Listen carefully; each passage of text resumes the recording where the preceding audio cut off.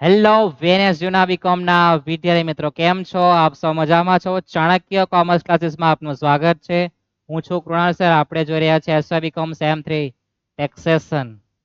એમાં આપણા 1, 2, 3, 4 પાર્ટ પૂરા છે. પાંચમા પાર્ટમાં આપણે એન્ટિક પીસ જોવાના છે. કેટલા પાર્ટ પૂરા છે આપણા? 3, 4 મને પણ યાદ નથી. કેટલા પૂરા છે? 1, 2, 3 પાર્ટ યાદ છે ને? તો નેક્સ્ટ પાર્ટમાં આપણે જે જોવાના છે એ આપણા ખતરનાક દાખલા છે. 2 માર્કમાં આવવાની પૂરેપૂરી સંભાવના.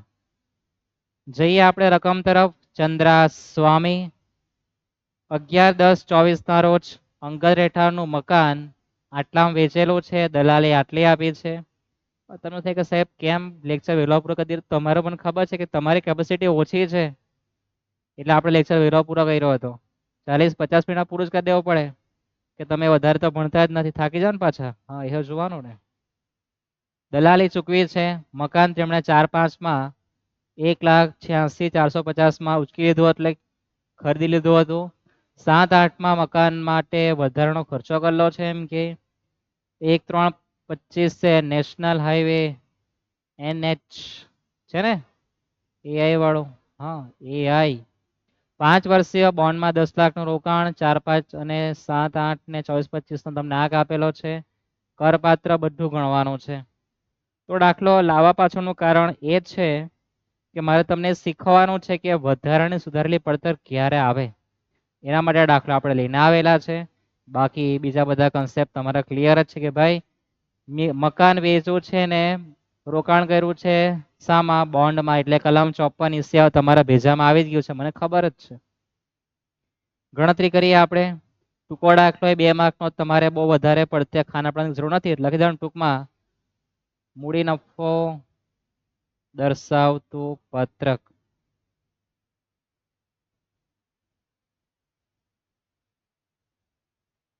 વિગત રકમ પર લખવાની જવાબદારી તમારી. શું વેચેલું છે? અંગદ રેઠાનું મકાન.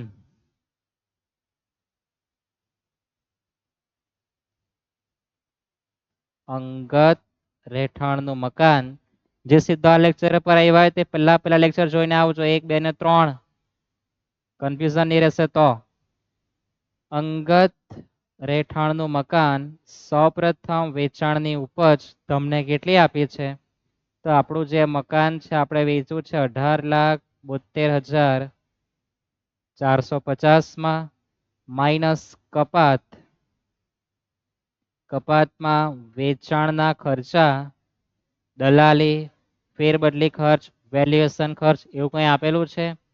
તો આપણે જ્યારે મકાન વેચ્યું પછી અલ્પવિરામ જો જે અંગે 64,000 કોના આપેલા છે? દલાલીના. તો વેચાણ ખર્ચની કાઉન્સમાં લખી દેવાનું દલાલી. નહીં લખો તો એ વાંધો નહીં. ટૂંકો દાખલો છે એટલે આપણે સીધા બહાર લખતા છે આ રીતના. આમાંથી માઇનસ કરો તો આપણને ચોખ્ખી ઉપજ મળે કોની? મકાનની, વેચાણની. નંબર 2 સુધારેલી પડતર.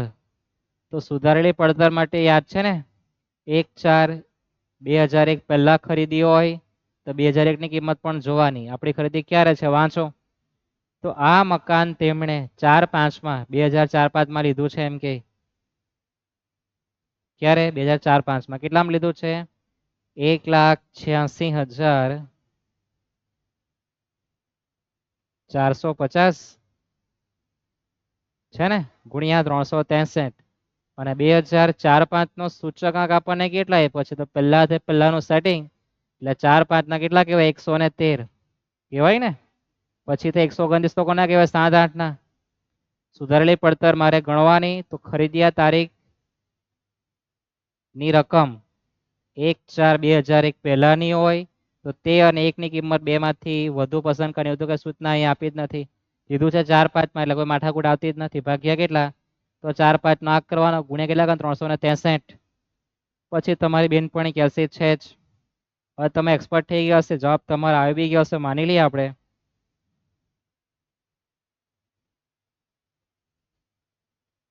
5,98,950.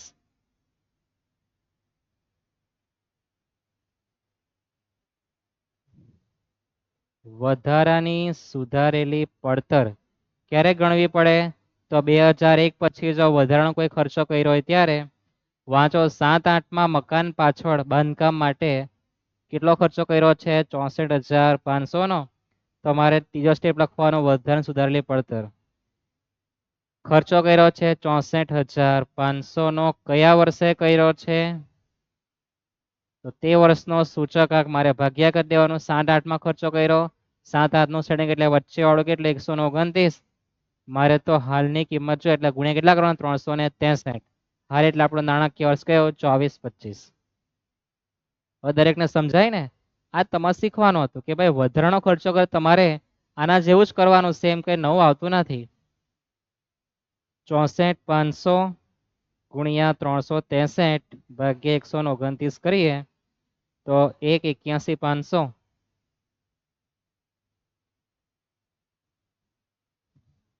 બાદ કરી દેવ જે આવે તે. લાંબા ગાળાનો મૂડી નફો. હવે એવું નહીં કે એક જ વખત બાંધકામનો ખર્ચ હોય, 2017-18માં બીજો બી હોય તો તમારે હજુ એક વખત લખવાનું. હવે બી આવી શકે કે ભાઈ વધારાની સુધારેલી પડતર તમારે એક નહીં 2 વખત પણ ગણવી પડે. ગણવાની આગળ. બરાબર છે? વર્ષ બદલાય તો અલગ અલગ ગણતરી કરવાની. એવું નહીં કે આટલું જ એના પછી આગળ પણ આવી શકે. યાદ રાખજો પરીક્ષામાં. પેપર અઘરું હોય તો, સહેલું હોય તો વાંધો જ નથી.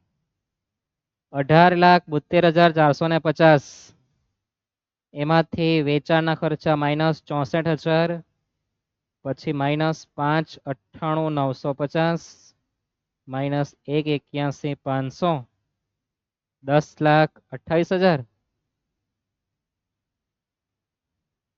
આટલા રૂપિયા મારો લાંબા ગાળાનો મૂડી નફો આવેલો છે.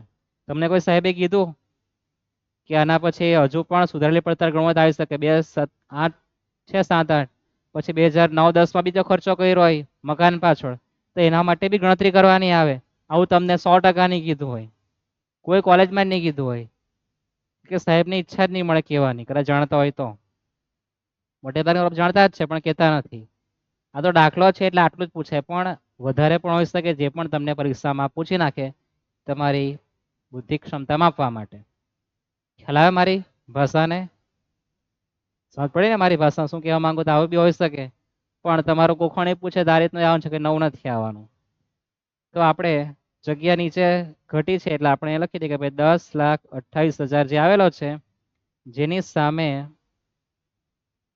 મારે કર મુક્તિ આપવાની છે. કઈ કલમ મુજબ? તો આપણે 1.3.25 છે, national highway authority of India. કઈ કલમ? 54EC. યાદ છે ને? મિલકત વેચીને બોન્ડમાં રોકાણ એટલે કલમ 54EC. કેટલા રોકાણ છે આપણું? 10 લાખનું. તો 10 લાખ રૂપિયા આપણને બાદ મળી જવાના. એટલે માત્ર 28,000 પર મારે કર ભરવો પડે, એટલે એને કરપાત્ર મૂડી નફો કહેવાય. કરપાત્ર મૂડી નફો કેટલા આવે? 28,000. ખ્યાલ આવે? ચાઇનીઝ ભાષા તો છે જ પણ તમને સમજ પડવી જોઈએ. બધું કહેતો જ છું, મેં લખતો જ છું, તમારે માત્ર જોવાનું જ છે. અને કરપાત્ર મૂડી નફો કદાચ તમને કાનો કદાચ ગાયબ દેખાતો હોય તો વાંધો નથી, ગોપી તો છે આપણી સાથે. ખ્યાલ આવે? સમજાય આટલું? કે વધારાની સુધારેલી પડતર આવે તમારે આટલી જ ગણામણ કરવાની. જે કિંમત આપે તે સૂચકાંક ગુણ્યા 361 કરી દેવાનું. આટલા પૂરી. ચંદ્રાસ્વામી તો ઘરે જા. બોલાય આપણે બબલુ ટેલરને. બબલુ ટેલર. વાંચો. આકારણી વર્ષ માટે તમારે મૂડી નફો ગણવાનો છે. એમણે એક મકાન વેચી નાખ્યું એમ કે 40,71,690. તમને એક માર્ક આપી દે, પહેલી લાઈનમાં આપી દે. કેટલું સારું છે જો. દલાલી ચૂકવી 21,190. 98,99 લીધું. તમારા મગજમાં શું આવવું જોઈએ?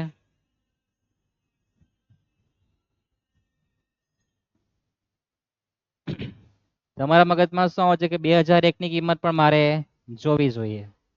બરાબર છે? કેટલી છે? 1,50,000. તો 98,99 2001 ની કિંમત જો સાથે આપેલી છે, આજની કિંમત કેટલી આપી? 8 લાખ.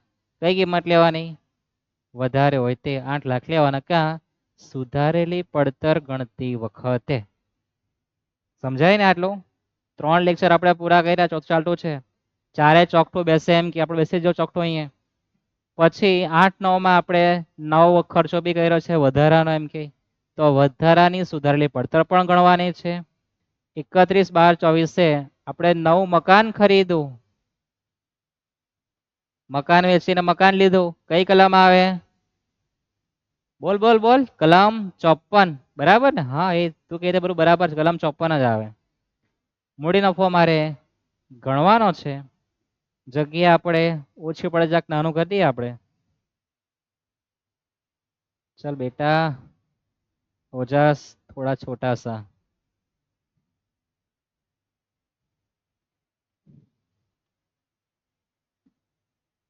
કરીએ શરૂઆત. શું લખવાનું? લાંબા ગાળાનો મૂડી નફો દર્શાવતું પત્રક અથવા કરપાત્ર મૂડી નફો દર્શાવતું પત્રક તમે જે લખો તે તમારે લખવાનું. વિગત રકમ તમારે લખવાનું. આપણે તો લખી દઈએ સીધું રહેઠાણનું મકાન.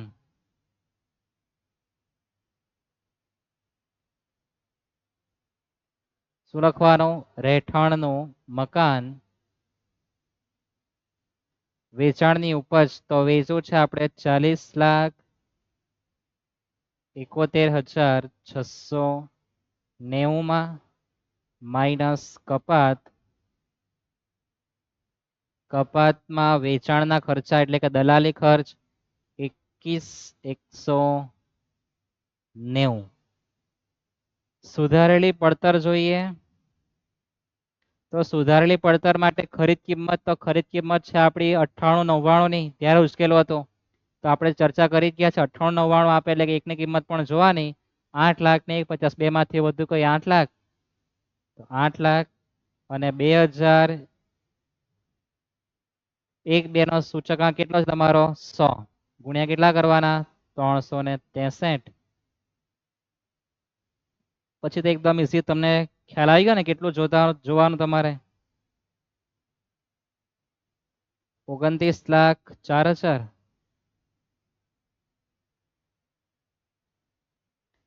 વધારાની સુધારેલી પડતર, જો વધારાનો ખર્ચો 2001 પછી કર્યો હોય તો આપણે 2008 માં ખર્ચો કર્યો છે કેટલો? 1,50,700.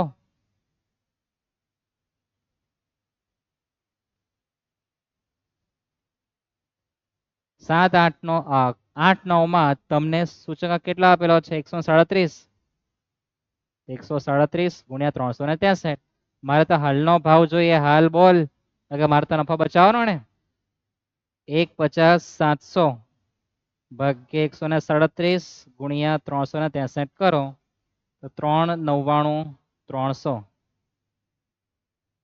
3,99,300 જે આવે તે લાંબા ગાળાનો મૂડી નફો. તમને રકમ વાંચતા પણ આવડી ગયો હશે. માની લઈએ આપણે, તમને લખવાનું પણ તો ખ્યાલ હશે ને કેટલું ઈઝી વસ્તુ છે, કે અઘરી વસ્તુ બિલકુલ નથી.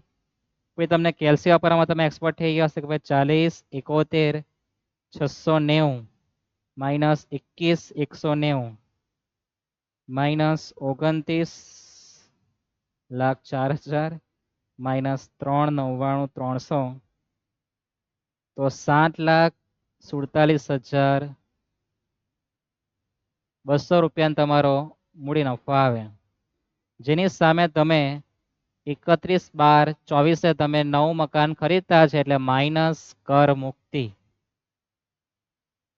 કૌંસમાં કલમ 54 એમાં આપણે શીખ્યા યાદ છે ને, શક્તિ પ્રમાણે ભક્તિ. 850 નું રોકાણ કરેલું છે, કેટલાનું? 850 નું ને.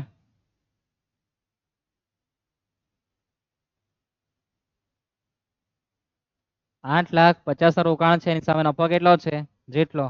મારે તો મૂડી નફો ગણવાનો ભાઈ, નફોમાં કઈ રહેવાનું જ નથી.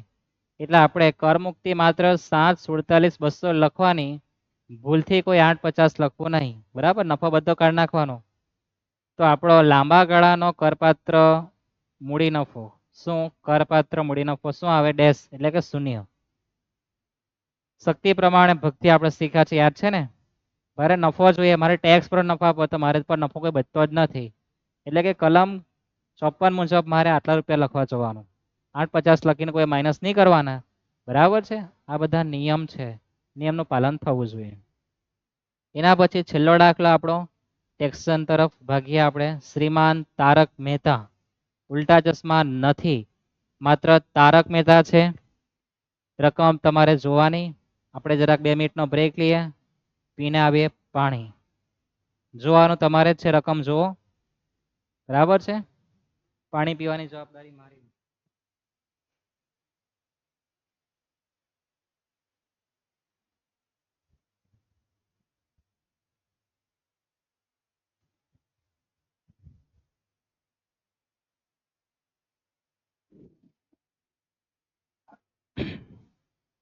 રકમ દરેકની જોવાઈ ગઈ. ખાના તૈયાર કરી દેજો. લખી દઈએ આપણા છેલ્લા દાખલામાં તમારા માટે કે ભાઈ શ્રી તારક મહેતાની કરપાત્ર મૂડી નફો દર્શાવતું પત્રક નાણાકીય વર્ષ 2024-25, આકારણી વર્ષ 2025-26, વિગત રકમ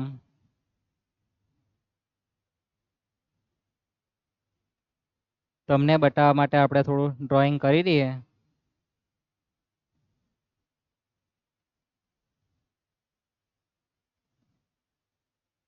થઈ ગયું આટલું?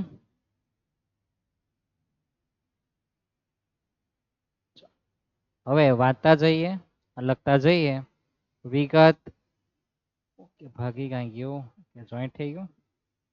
વિગત રકમ અને રકમ અત્યાર સુધીની આપણે છેલ્લો દાખલો છે, સમજી લેજો. આટલો ઇનફ છે મૂડી નફા માટે. હજુ દાખલા છે, તમને ખબર નહીં પડતી હોય બુકમાંથી લઈને આવજો, આપણે જોઈ લેશું એને. પણ મારે જે તમને કન્સેપ્ટ ક્લિયર કરાવવાના છે ત્યારે પ્રમાણે બધા દાખલા આવી ગયા છે. હજુ કોઈ દાખલો બાકી હશે તો એકવાર અભ્યાસ કરી લેવો પૂરેપૂરો. મેં જોઈ લે હજુ કે બાકી છે તમને આપવા જે અથવા પરીક્ષામાં આવી શકે એ પણ આપણે જોઈ લઈશું. બાકી આટલું તો મારા થોડું ધ્યાનમાં હતું, આપણે જોઈ લીધું છે ને. તો સૌપ્રથમ તો આપણે પહેલી વિગત જોઈએ તો રહેઠાણનું મકાન છે.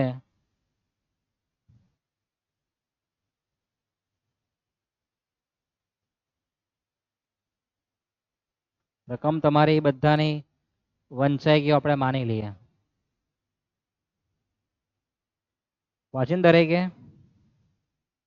મકાન છે 95 માં લીધું છે, 3 લાખનું છે. ફેરબદલી ખર્ચા અજાણ કિંમત આટલી આપી છે. 95 એટલે આપણા મગજમાં શું આવે કે 2001 ની કિંમત જોવાની છે ને, આપેલી જ હોય. મકાનની કિંમત છે ને 35 લાખ, એ પણ જોતા શીખવાનું. શેર બજાર નોંધાયેલા છે, શેર આવી ગયા એટલે મારે પેલું જોવું પડે. શું જોવું પડે?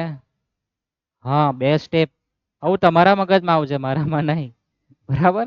ત્યાર પછી અંગત મોટર કાર નવો ટોપિક છે. ઝવેરાત આપણે જોઈ ગયા. ઝવેરાતમાં સુધારેલી પડતરમાં ખરીદ કિંમત લખવાની વાટ લગાડેલી આપણી ગવર્મેન્ટે. એમાં સુધારેલી પડતરદારી નહીં ગણાય એમ કહેવાનું. ગુણ્યા 363 ભાગ્યા જે આવે તે બધું નહીં થાય. સીધી ખરીદ કિંમત લખવાની. આ પણ આપણા ભેજામાંથી નીકળવું જોઈએ. અંગત રહેઠાણનું મકાન માત્ર ખરીદેલું છે 1-2-25 છે. આપણું પાછલું વર્ષમાં આવી ગયું નાણાકીય વર્ષમાં. હા, એટલે કર મુક્તિ ક્યારે કે સૂચના આપી કલમ 54F નહીં આપી ને તો ક્યાં આપવાનું? રહેઠાણના મકાનમાં જ. એટલે કે શરૂઆતમાં જ કર મુક્તિ આપવાની.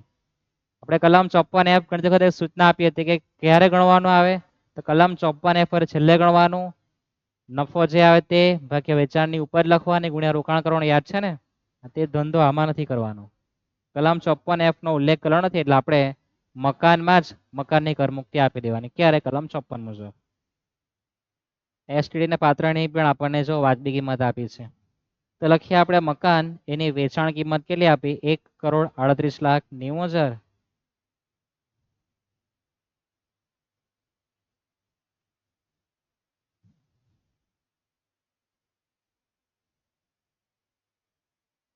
₹1,38,90,000 શું આપેલી છે? વેચાણની ઉપજ માઇનસ કપાત.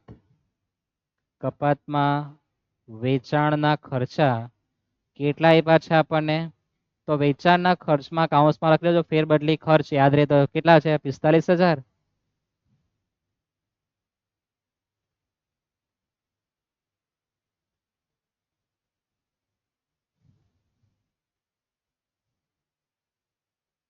નંબર 2 સુધારેલી પડતર.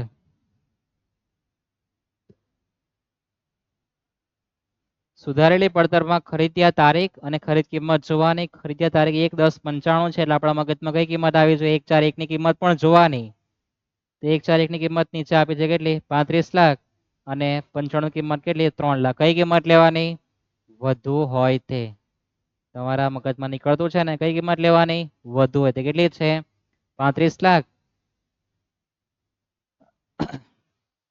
તો 35 લાખ 2001 ની કિંમત છે. એનો સૂચકાંક કેટલો આવે 100. મારે તો કયા વર્ષનો જોઈએ? સૂચકાંક 24-25 મુજબની કિંમત જોઈએ ભાઈ. કેટલી કિંમત છે એટલે આપણે એને કહીએ સુધારેલી પડતર. સુધારેલી શબ્દ જો પકડો એને. 35 લાખ ભાગ્યા 100 એટલે બે કાઢી જ નાખવાના હતા કે આપણે બી ઘડામણ કરી દીધી. 1,27,05,000.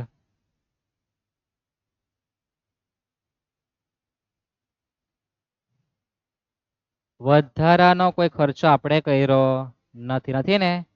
સૂચના આપી હશે કે ભાઈ રહેઠાણના મકાનમાં વધારાનો બાંધકામનો ખર્ચ 2007-08 કે 10-15.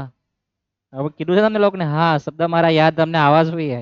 તો કે સૂચના આપી નથી તો વધારાની સુધારેલી પડતર તમારે ગણવી નહીં. પ્લસ કરી દેજો તો મારે કપાત ટોટલ થાય કેટલી? 1,27,50,000. તો મારો લાંબા ગાળાનો મૂડી નફો કેટલો આવે? લાંબા ગાળાનો મૂડી નફો મારો કેટલો આવે? 1,38,90,000. તો 11,40,000. કેટલા આવે? 11,40,000. જેની સામે મારું રોકાણ કેટલું છે જો તો નવું મકાન મારું કેટલું છે 9 લાખનું.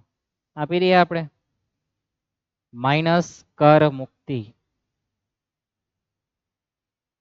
કાઉન્સમાં કલમ 54. મકાન વેચીને મકાનમાં રોકાણ છે કેટલાનું છે 9 લાખનું.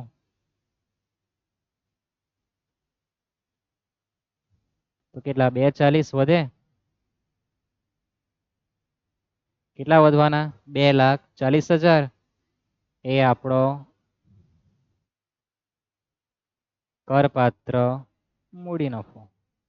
આના પર તમારે ટેક્સ ભરવો જ પડે. કેટલા પર? 240 પર. થઈ ગયું આટલું. જો 2 માર્કમાં પૂછે તો આટલું જ પૂછે અને 14 માર્કમાં હોય તો બધું સાથે આવવાનું છે. થઈ ગયું આટલું. પેલું પિક્ચર પૂરું થઈ ગયું. હવે આપણે જોઈએ નોંધાયેલા શેર માટે. તો લખીએ નોંધાયેલા શેર.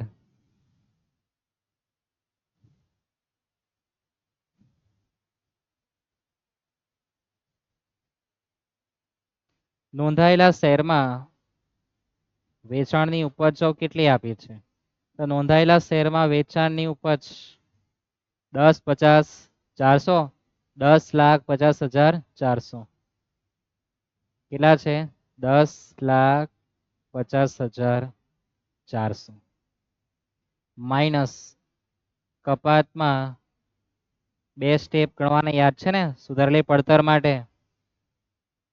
મૂળ પડતર તમે જે કહો તે COA એના સ્ટેપ લખીએ આપણે. પહેલો સ્ટેપ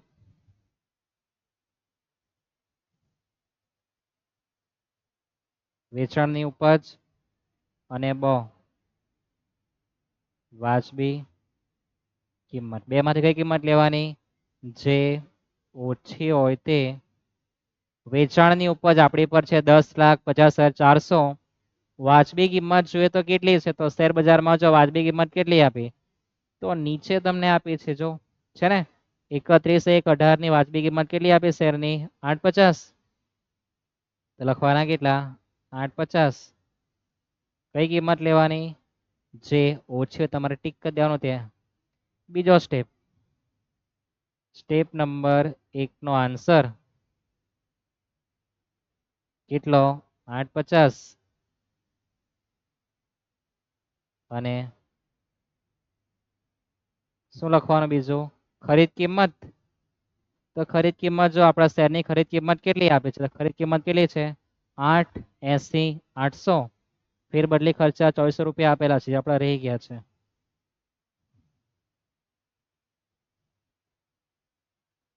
ફેર બદલી ખર્ચા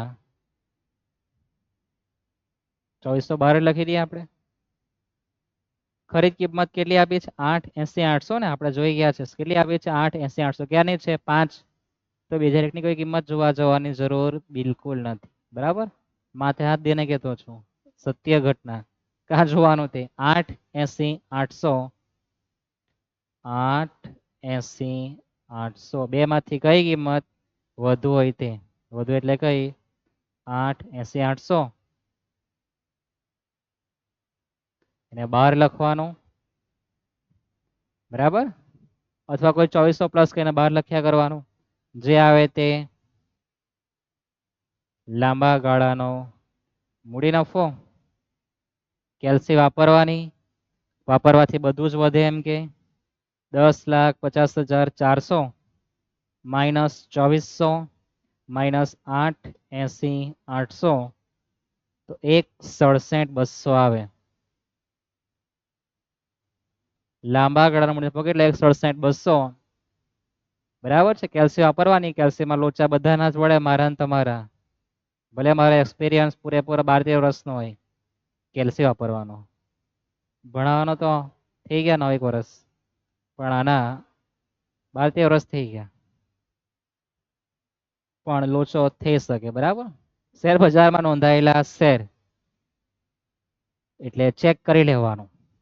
નંબર 3, અંગત મોટર કાર. આ નવા ટોપિક છે, અંગત મોટર કાર.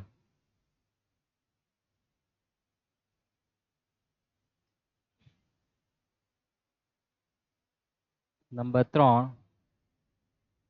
અંગત મોટર કાર.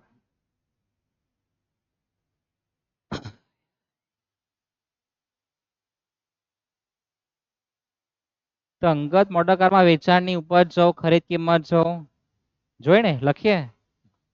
શીખવાનું એ છે, અંગત મોટર કાર એ મૂડી નફાના શીર્ષક હેઠળ આવશે નહીં. આ નોટમાં લખી મૂકવું. અંગત મોટર કાર મૂડી નફાના શીર્ષક હેઠળ આવશે નહીં. સુરત શહેરની જમીન આવશે, પણ જો ગામડામાં હોય, કયું ગામડું? તમે કોઈ પણ ગામડું લઈ શકો, બરાબર, પોતાનું. તો તે ગામની જમીન આવશે ને. શહેરની જમીન લખાય, ગામના જમીન લખાતી નથી. એને મૂડી નફામાં ગણાતું નથી. કેમ નહીં ગણાય? તમારે જાણવા જેવું છે, જાણી આવજો અને કોમેન્ટ બોક્સમાં જણાવજો કેમ નહીં લખાય તે. પણ આ આવતું નથી. અંગત પોતાનું કે પોતાનું બધું સાઈડ પર મૂક્યાનું, મારે તો ધંધાનું જોઈએ. બરાબર છે, એટલે અંગત મોટર કાર લખવી નહીં. આપણે કોઈ ધંધાનું લખતા નથી, તે પણ જોવું ને, ધંધા વ્યવસાયની આવક એ આખો અલગ છે.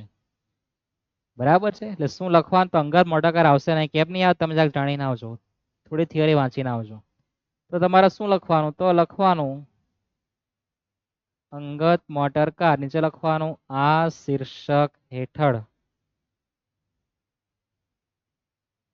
લખાશે નહીં. લખી આવવાનું આ શીર્ષક હેઠળ લખાશે નહીં. અહીંયા આવતું નથી. કેટલું સારું. આ લખવાનો 1 માર્ક છે, નહીં લખવાનો માર્ક કપાઈ જશે, યાદ રાખજો. નંબર 4, ઝવેરાત. હવે ઝવેરાતમાં બી તમારા ભેજામાં આવ્યો હશે. શું આવ્યો હશે?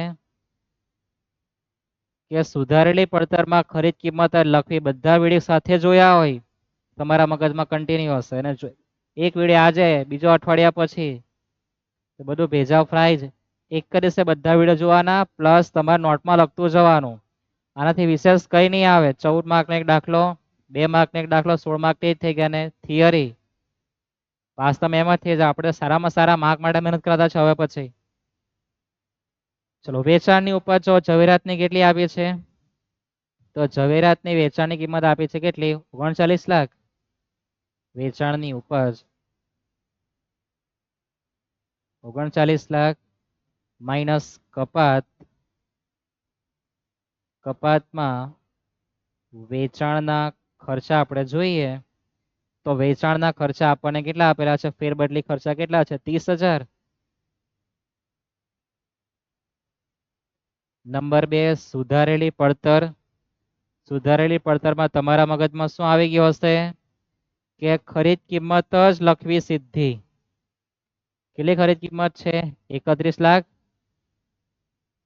તો લખવાના 31 લાખ. વધારાનો કોઈ ખર્ચો કરેલો નથી તો સુધારેલી પડતર પણ લખવાની આવતી નથી. થઈ ગયું આટલું? બહાર કાઢી દઈએ તો 31,30,000 મારે કુલ કપાતના કાપવાના, જે આવે તે લાંબા ગાળાનો મૂડી નફો. ગણો કેટલો આવે? 39 લાખ માઇનસ 31,30,000 તો 7,70,000 આવે. અને છેલ્લે કુલ કરપાત્ર મૂડી નફો. શું? કુલ કરપાત્ર મૂડી નફો.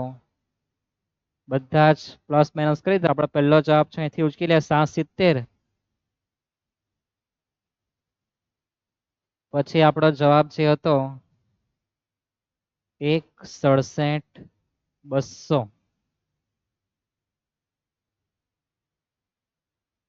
પછી આપણો જવાબ હતો 2,40. બસ તારક મહેતા આવી ગયો ને. પહેલાનો જવાબ 2,40, 1,67,200 અને 770. 11,77,200. જો સરવાળામાં લોચાય તો જવાબદારી તમારી જરાક સુધારી લેવી. પેજ આમ તેમ થઈ ગયા છે. 11,77,200 આટલા પર તમારે ટેક્સ ભરવા જવાનું.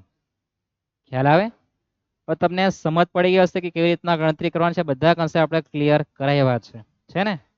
હવે આપણે મૂડી નફાનું પિક્ચર અહીંયા પૂરું કરવાના છે. કોસ્ટિંગના દાખલા બી આપણે ઘણા બધા જોયા છે, એ પણ તમારે જોવાનું. થિયરી એક્ઝામના 3 દિવસ પહેલા આપવામાં આવશે, તે પણ આપણે કહી દઈએ તમને. હવે થોડી ચર્ચા કરીએ કે તમને કેટલું મસ્ત મજાનું ગણિત આવડતું છે. મૂડી નફાનો અધ્યાય પતી ગયો તો તમને 28/7 જો ગણવા આપે તો તમારો જવાબ કેટલો આવે? તો તમે કહે કે સાહેબ આમાં કઈ લેવાનું શું છે? 7 ચોક 28. કેટલો જવાબ આવે? 4. પણ મારો એક મિત્ર આવેલો, તે મને ભાગાકાર કરતા શીખવે. મને આવે ને કે મેં 8મું જ ભણેલો એમ કે, પણ આ કરતા મને સારું આવડે. મેં કીધું સારું, વાંધો નહીં, જોઈએ. તે કહે કે 28/7 એમ કે તો 7 × 7. 21 થઈ ગયા? થઈ ગયા ને? પછી 7 તાલી 21. તો એમ કે 28/7 કરે 13 આવે. લે મેં કીધું સારું કહેવાય તારું ગણિત તો. પછી એમ મેં કીધું કે કેવી રીતના જરાક સાબિત કરી બતાવ મને. તું 13 × 7 કર તો 28 થાય કે? તે પણ થાય એમ કે. મેં કીધું વાહ, સારું કહેવાય. કે 7 તાલી 21 અને 7 × 7. 7 તાલી 21, 7 × 7 થઈ ગયા 28. મેં કીધું બસ જબરો કલાકાર તું તો. એટલે વિચાર કરો કે જે આપણે કરતા ઓછું ભણ્યા છે, એમનું મગજ આપણે કરતા કેટલું સારું ચાલે છે. તમારા મગજમાં 28/7 4 થાય, 7 ચોક 28. આપણે ઘડિયા મોડે કલા, પણ એને તો સાબિત કરી બતાવ્યું. આવું થાય. જોઈ લે ફરીથી, ખબર પડે ને તમને? 28/7 એટલે 7 × 7 કર્યું એને. 8 માંથી 7 જાય એટલે 1 રહેવાના. ઉપરથી પછી 2 ને ઉતારે એટલે 21 કરે. પછી 7 તાલી 21. આ રીતના પિક્ચર પૂરું કરે તો. અને 13 × 7 7 તાલી 21 લખે અને પછી 7 × 7 નીચે લખે. અને પછી ભાઈ એમાં વધતા થાય ખબર તને? એમ કે મેં કીધું હા વધતા થાય, 21 × 28 થાય, બરાબર છે. એટલે ભણેલા લોકો કેટલું જબરજસ્ત લોજિક નહીં લગાવ્યું, લોજિક નહીં ભણેલા વ્યક્તિ લગાવતા છે ને. પછી તો ઘણા બધા એક્ઝામ્પલ આપ્યા હતા. મેં કીધું બહુ થયું. મેં કીધું એ કે હું તારી જગ્યા એવું હોય તો માસ્ટરમાં આવ એમ કે. ઠીક છે તને આપી દીધું એમ કે, અમે ઓછું ભણ્યા એટલે. બાકી પોયરા એમ કે ખુશ થઈ જાય બધું જાણીને એમ કે. બહુ સારું કહેવાય મેં કીધું. તો આપણે ટેક્સાના પિક્ચર પૂરું કરીએ. આ બધું એન્ટિક પીસ છે, તમે તમારા ઘરે અપનાવવાનું. બરાબર છે. ઘણું બધું જાણવા જેવું છે. વૈદિક ગણિત છે તમારા માટે. કાયદા કાનૂન જાણો. તમને કોઈ મારી જાય, કાપી જાય, એટલે કે હાથ કાપી નાખે ઘણા બધા પોતાનો જાતે જ, તેની વાત કરતા છે આપણે. તો આ બધું જાણવા જેવું છે. હાથ કાપી નાખે તો હું કામ કાપી? એટલે જાણો પહેલા તો, પછી એને મરમ પટ્ટી કરવા જાઓ. પછી તો આપણે કોઈ ઘરનું માણસ હાથ કાપી નાખે દવાખાને લે પૂછ કેમ કાપ્યો, પ્રશ્ન પૂછ, રીઝન જાણવાનું. મળીએ નેક્સ્ટ લેક્ચરમાં. અહીંયા આપણા મૂડીનો નફો પૂરો થાય છે. સબસ્ક્રાઇબ કરવાનું બિલકુલ ભૂલતા નહીં, અને લાઈક કરવાનું ભૂલતા નહીં. અને વિડીયો પૂરેપૂરો શાંતિપૂર્વક જોવો. ઉતાવળથી જોવા જશો તો કન્સેપ્ટ તમારા અધૂર રહેશે, મારા તો નહીં. મારી સેવા જ છે. આપણો કંઈ યુટ્યુબ પર ધંધો ચાલતો નથી કે તમને પેલું આપણે 100 રૂપિયા 500 રૂપિયામાં આપણે ભાઈ આટલા રૂપિયાનો કોર્સ છે, એ બધો ધંધો આપણો ચાલતો નથી. આપણે તો આ સેવા જ કરતા છે. બાકી કીધું છે કે કર્મ કરવાનું, ફળની આશા રાખવી નહીં. કર્મ એટલે કરવું છે કે ભાઈ જીવન આપણી પર છે આપેલું ભગવાને, તો સત્કર્મ કરતા જવાનું, સત્કર્મ કરવાનું. બાકી કુકર્મમાં તો ખબર છે હાલત કેવી થઈ છે બધાની. આપણે રામાયણ જો, મહાભારત જો, અને આપણે આપણા ઘરના પ્રસંગો, આજુબાજુ પ્રસંગો જોયા. કોણે કયા પ્રકારનું જીવન જીવવું છે, કયા પ્રકારના દુઃખદ જીવન જીવીને અંત આવ્યો છે, દરેક ઘટના જો. એટલે હું તો મારા જીવનમાં કેવું કે આપણે સત્કર્મ કરવા જવાનું, બીજું બધું સાઈડ પર કરી દેવાનું. બાકી બધી આ મોહ માયામાં ફસાવો એ આપણો ધંધો બિલકુલ નથી. એટલે આપણે દિવાળીના સમયમાં પણ રેકોર્ડિંગ 2 કલાક કરેલું છે રોજનું. 24 કલાકમાં 2 કલાક રેકોર્ડિંગ, 10 કલાકની ઊંઘ, 12 કલાક પૂરા. બાકીના 12 કલાકમાં આપણી મોજ મજા. 2 કલાક ભગવાન, 5 કલાક મિત્ર, અને 2 કલાક મોબાઈલ, 2 કલાક રીલ્સ જોવાની. બરાબર ને? સમય આપવાનો બધે જ ફાળવવાનો, પણ એનું પણ તમને આવડવું જોઈએ. મળીએ નેક્સ્ટ લેક્ચરમાં. સીતારામ.